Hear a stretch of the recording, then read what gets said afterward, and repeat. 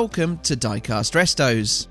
I'm Jason, and this week I'm going to be converting this Matchbox Mazda RX500 into something a little more akin to the rotary-engined concept car that it replicates. It was introduced to the Matchbox Superfast range in 1971, 1 year after the concept car had been unveiled at the Tokyo Motor Show. My example here is from the 1975-76 Matchbox Streakers sub-series, looking like this when box fresh. Here is the real RX500 in its restored form, more on that shortly. The Mazda replaced the Cena Cruiser-based coach at number 66 in the 1-75 series. That had been a staple of the Matchbox range since 1966, and was gifted a further year of life in 1970 when it was converted to have the Mattel-rivaling Superfast low-friction wheels fitted. Initially, the RX500 had an orange body and a white painted base.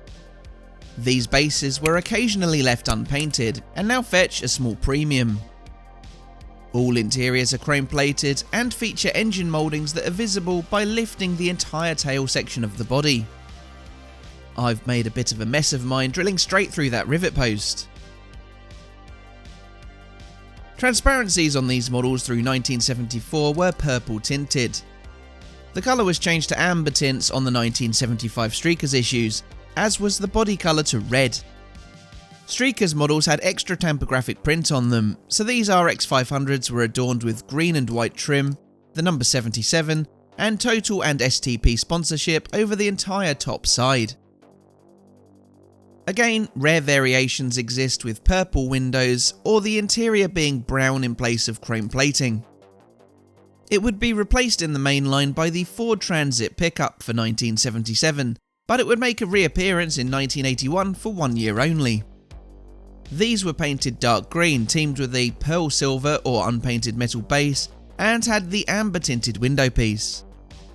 The tampos were now lime green and yellow stripes with a number 66.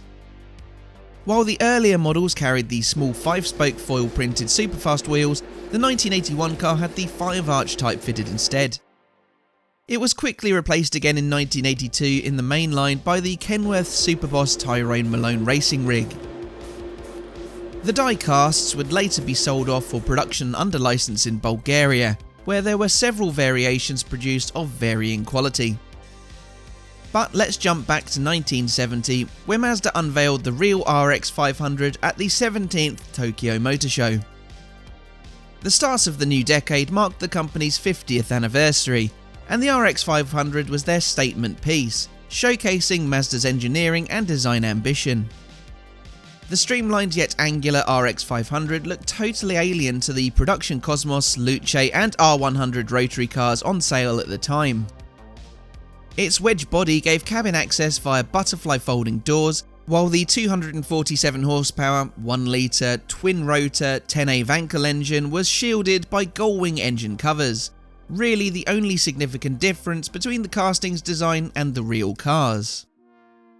The RX500 was also a road safety test bed, which incorporated features like multicoloured rear strip lights that indicated whether the car was accelerating, decelerating, or cruising via different coloured lamps. Its futuristic design, teamed with its bright orange body, made the car a bit of a media sensation at the time. Lesney recognised that, among growing interest in rotary engine technology in Europe, and its bright colour and almost fantasy-like design, it would fit in well with their new Superfast line designed to take on Hot Wheels. Development of the actual RX500 began with prototypes codenamed X810 in 1968, designed to research the behaviour of plastic-bodied vehicles and driving dynamics at speeds above 125 miles per hour.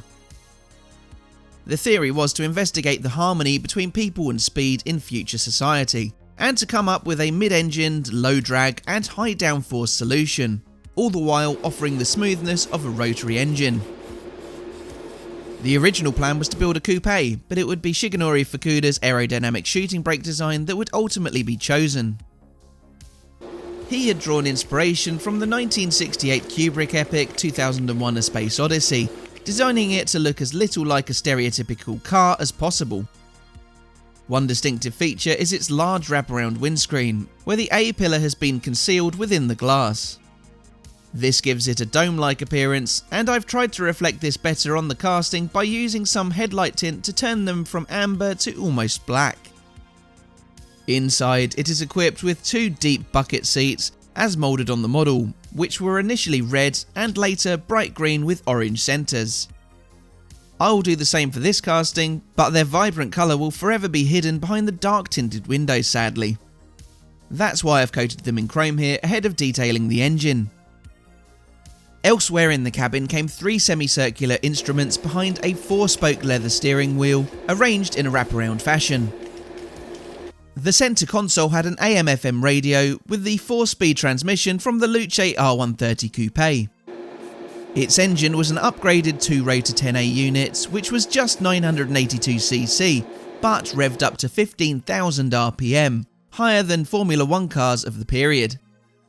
The small power plant, teamed with a fiberglass reinforced plastic body on a tubular frame, meant that the RX500 weighed just 850 kilos. While the car was considered a potential successor to Mazda's flagship car at the time, the Cosmos Sport 110S, just one RX500 would ultimately be built. The oil crises of the 1970s put paid to the project. There had been speculation in the years following the 1970 Tokyo Motor Show that more examples had been built. Originally, the body had been green, but it was repainted an orange-yellow colour alongside all other Mazdas on display for the Tokyo show. It continued to be displayed around the world as the body colour changed to silver. After this, the car would go into storage, not to be seen again publicly until it reappeared 39 years after its debut at the 2009 Tokyo Motor Show. It had undergone an extensive restoration in 2008, which revealed the layers of orange and green beneath the silver paintwork. It was restored in silver with black lower and had blue, green and red stripe accents to the sides of the engine compartment.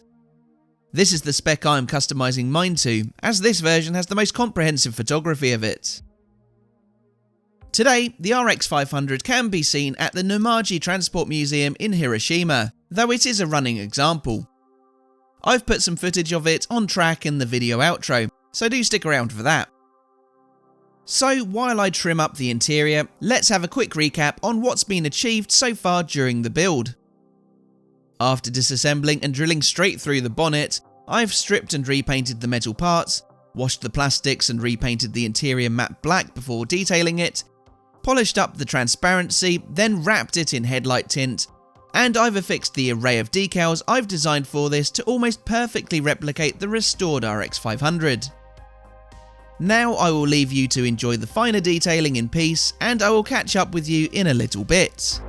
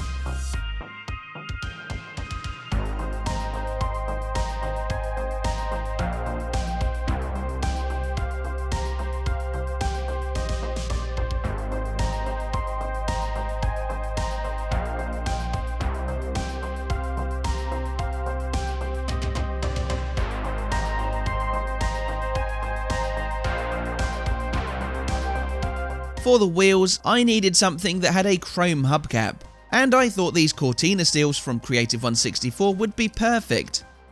But at just 6.8mm in diameter, they were too small for the RX500. Luckily, Chris from C164 had some pre-production 7.9mm sets available, so he sent those out to me.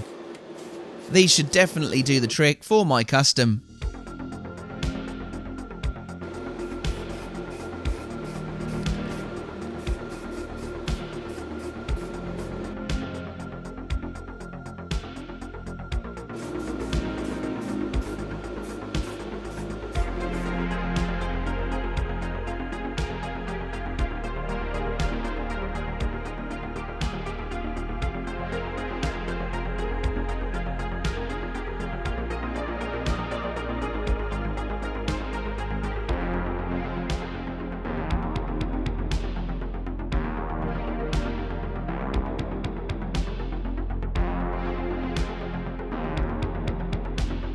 Here are the pieces that make up the Matchbox Mazda RX500. The body receives the retrim transparency, now darker in its smoky headlight tint, which also, helpfully, conceals the large crack in it. The interior and engine piece then slots through a bit of an awkward gap, but once in, I can seal it up with the base. The rear connects via tongue and slots, and the front by means of a 3mm M2 laptop screw. This was how the 66D Matchbox Mazda RX500 looked. I don't mind this streakers design on it, though I much prefer the launch orange that better reflects the show car. There weren't any significant issues to report or resolve on this one, just a crack to the window and a paint job that needed renewing. It's a shame that the rear clamshell didn't reflect the gull wing design of the concept car, but Lesney would have had their reasons for this. Let's see how this one looks now though. I've tried to capture the restored RX500 from 2008 as best I could, using images and footage from the time. I really like the silver over black, with the subtle blue, green and red stripes to the engine compartment. Where it works best though is the rear. No longer is it a white mass of cast space, instead detailed with added trim and decals. Those quirky speed indicator lights on the rear flanks give that end far more interest. And the C164 Cortina steels in their bigger size suit the model nicely. Let's not forget the tint-clad transparency, which no longer shows signs of the crack, and the A-pillars are almost totally hidden despite me drawing them in, as Fukuda-san originally intended with his design. So tell me your thoughts on this in the comments, and leave a like if you enjoyed this concept car project. But all that leaves me to say is thanks for watching, and I'll see you again for the next one. Bye for now.